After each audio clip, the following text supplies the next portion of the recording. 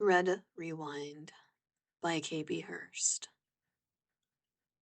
A quick author's note. Trigger warning ahead. There is a large amount of gore in the story and a reference to assault.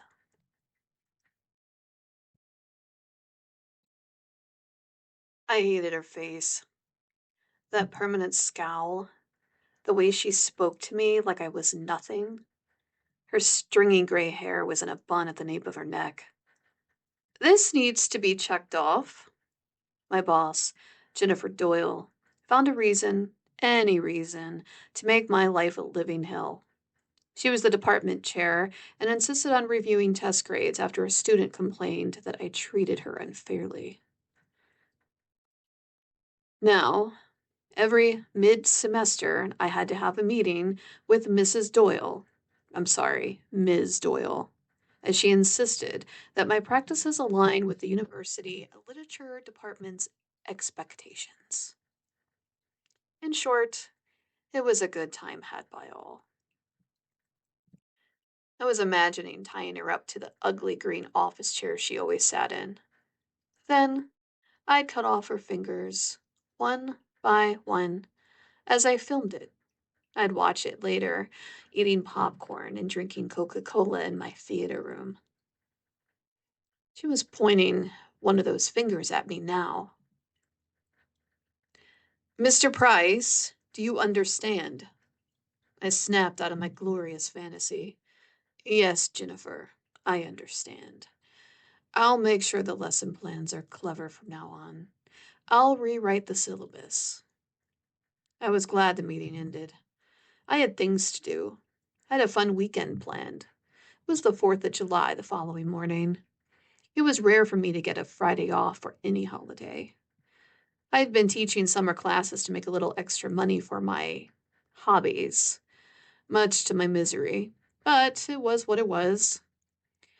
I was newly single. My ex, Charlene, had insisted on me paying her spousal support as well as child support. A stupid fucking judge had allowed it. My son meant the world to me, don't get me wrong. Preston had turned 6 this past spring. Right about now, he'd be playing on a beach in St. Augustine, Florida. That's where Charlene and Larry, my ex's new flame, were going for the 4th of July. He had teenage children who lived there, I guess. I'd be where I always was. Ohio. I was pondering where to start my weekend. I had so much I had to get done. I decided to drive over to the video store. I had a guy who sold used video cameras, VHS tapes, and 8mm tapes. I needed a few blank ones for recording on my new Sony video camera with 8mm tapes. I walked in and was greeted by a fat, greasy guy in his late 50s. Maddie, just the guy I was waiting to see. I have a new recorder that came in. I would love for you to take a look at it. No, no more. I have to be conservative with my cash right now. That ex of yours still rocking the boat? You could say that. I just need some blank tapes. It's a holiday weekend, and I wanted to make sure I had enough to record my son. He's 6 now. Oh, yeah, of course. Here's a new pack just for your liking. I popped down the cash like I had all the money in the world. I didn't. And to let you in on a little secret, my name wasn't Matt. It was actually Marvin. Everyone called me Maddie. I just let them. I had to keep some secrets. And, as you probably already gathered, my son was my cover for the weekend. That greasy slob doesn't need to know everything that I get up to. What was I actually up to, you're probably wondering? Well, I like to make movies of people and places around town, I guess you could say. There was always something to see, someone to watch, and every now and then there was a reason to stay. I'd start off by watching them. Young, plump, blonde, with pouty lips. They were everywhere on the college campus. And then there was her. Honey blonde. Her hair was long and complemented her hazel eyes and her summer tan. Sandy was taller than most girls at 5'10". I overheard her telling her friend at the coffee shop, It's so hard to find anyone taller than me. Guys get so intimidated. I wasn't intimidated by her. I watched her for weeks. I sat outside her apartment off campus. She never closed her blinds. I was watching her tonight, one last time before I would go to her early in the morning hours of the 4th of July. That's how I would be celebrating my holiday. It would be so satisfactory. When it was all finished, I'd reward myself with a grilled steak, another conquest, another hunter's lemon. She'd be, she'd be around till noon. At least that's what she said when I listened in on our conversation that afternoon in the coffee shop. I mean, now that I think of it, I only have so much time. My alarm went off at 4 a.m. I hated that awful sound. You'd really think we'd have something better in 1986. I showered, I shaved, and I put on my black turtleneck, black jeans, combat boots. I grabbed the ropes I had acquired from the hardware store and the duct tape. I wasn't going to use the duct tape, not unless I had to. I mean, underwear usually did the same trick to keep the screaming down to a minimum. I put my video camera in, grabbed the knives, and set out. Once I had my gear, I put it in my Buick and drove over. I parked just a block down and ran through the neighbor's backyard so no one would see me. I arrived just before sunrise. I had to be very careful. Very careful. I looked around once to make sure no one saw me. Then I used a knife to cut out the screen in her living room window. She never locked her windows. It was summer after all. It only made my life easier. Once inside, I noticed some empty beer cans on the coffee table. My sweet Sandy. Was she alone? I crept into the hallway and noticed her roommate was gone. Sandy would be alone. I counted on it to fully fulfill my darkest desires. Once I decided that there were no visitors and I was in the clear, I made my way down to the hall to Sandy's room. Her door was wide open. Her body lay peacefully under a sheet. Her face was buried in her pillow. I took a deep breath. It was now or never. I pulled out my ropes, the tape, and my biggest knife. I sauntered up to her bed, and then I jumped on top of her, forcing her to be on her back. Her eyes were wide open, searching for what was happening. I held the knife up to her neck.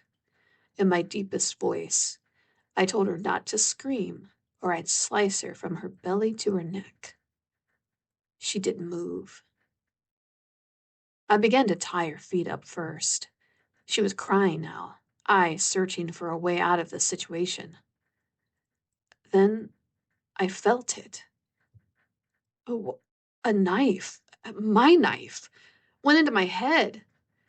I'd miscalculated by tying her feet first. I should have tied her hands first. She kicked my face, and I fell off the bed. Then I saw her pick up a baseball bat. Oh, God, no, I begged. She swung. My head lifted from my body. At least that's what it felt like. And then my world went to black. My alarm was going off again. What the fuck? I sat up in a cold sweat. I looked at my alarm, and it was 4 a.m. on the 4th of July. Again. Ooh, that was some dream, I told myself. But today was the day. Sandy and I had a date of our lives. After that dream, it got me to thinking I'd have to tie her hands first this time. Once again, I found myself cutting the screen to her living room window. Once I hoisted myself through it, I crept through the living room. I looked down.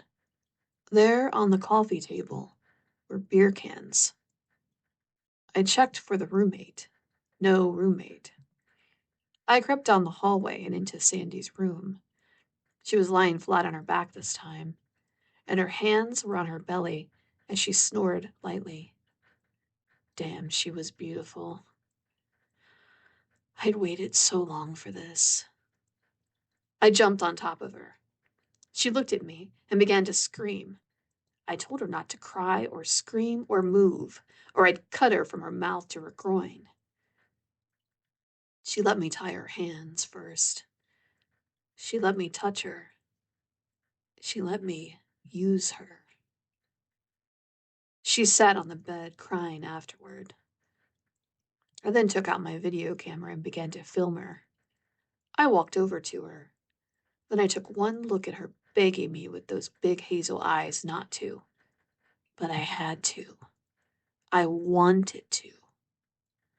I pulled out my biggest knife. As I was doing so, I felt a kick to the back of my head. Sandy tried to run from her room, but I caught up with her. In a rage, I stabbed her in the back of her head. Blood splattered all over me. She fell to the hardwood floor of her bedroom. I raised my knife again, but then I felt it. Her roommate, who appeared in athletic clothes, she looked like she had just come in from her morning run. She had a gun in her hand. I didn't even feel it this time.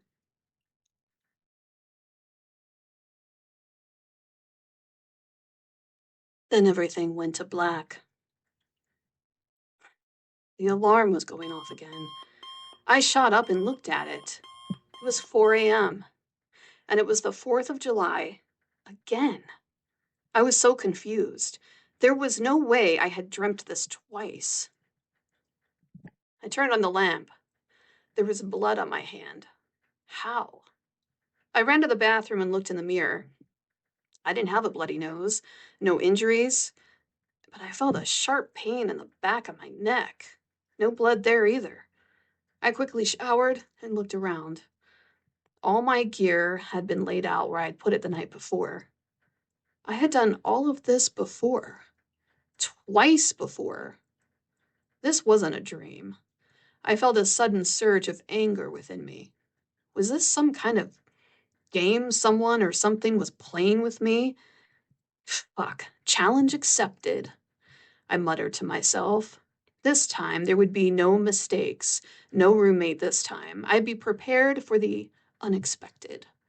I found myself standing in Sandy's living room once again, with no roommate. I hurried down the hall this time and went into Sandy's room. This time, after I had Sandy tied up, I did what I wanted with her. But then I barricaded the door with her dresser. I looked out, and there was nobody around. I made sure that no one could get in this time. I took out my camera, and this time, I wasted no time in killing her. I stabbed her 20 times at least. The blood was everywhere. I chuckled to myself. Everything was perfect. Chef's kiss. The blood, everything was perfect. I played with it for a moment. I looked up at her limp body and zoomed in. This was the best movie I had ever made. I took off my clothes. They were covered in blood. Luckily, I had brought a change of clothes with me. I put on a clean pair of jeans, a t-shirt, sunglasses, and a ball cap. I looked out her bedroom window to see if anyone was around. The coast was clear. I looked over at Sandy's lifeless body. I stood over my artwork. I picked up my video camera and did a close-up, zooming in on her eyes. So beautiful. Even more so now. I hadn't put on my shoes yet.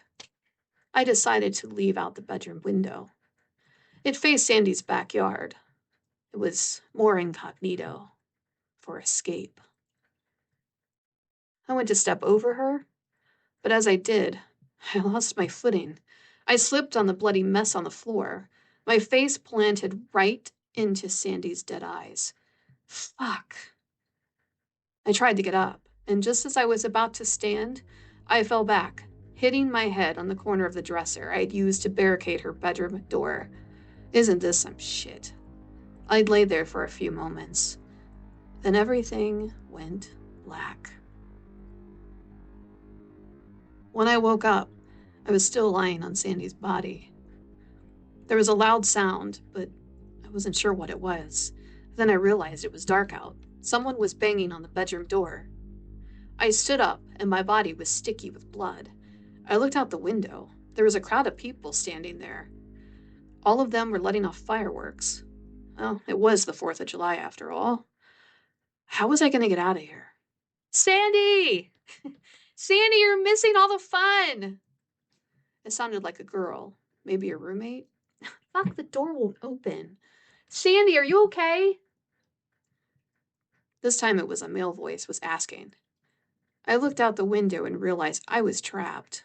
Before I could think, the door had been opened and someone was trying to push the dresser away from the door. I heard someone scream. 3 of the party guests pushed the door open and the dresser. There was a long moment where they all looked at her lifeless body, eyes wide open, naked flesh covered in a sticky red goo. Then one of them finally looked up, realizing I, the killer, was still there. Did you do this? Did you fucking do this to Sandy? I backed away, and just as I was going to jump out the window, I felt someone try to grab me. I wasted no time pushing their hands aside, jumping from the window. I just hadn't calculated that was a bit of a drop from the window. I also didn't account for the metal spiked fence beneath the window. My body hung on that fence for a while, impaling me as blood leaked from my mouth, my guts, and my anus. I closed my eyes, waiting to die. Then the alarm went off again. It permeated in my ears, making my nervous system cringe. I looked at the alarm, shot up, and then picked it up, tossing it from the room. 4th time would be the charm. To be continued.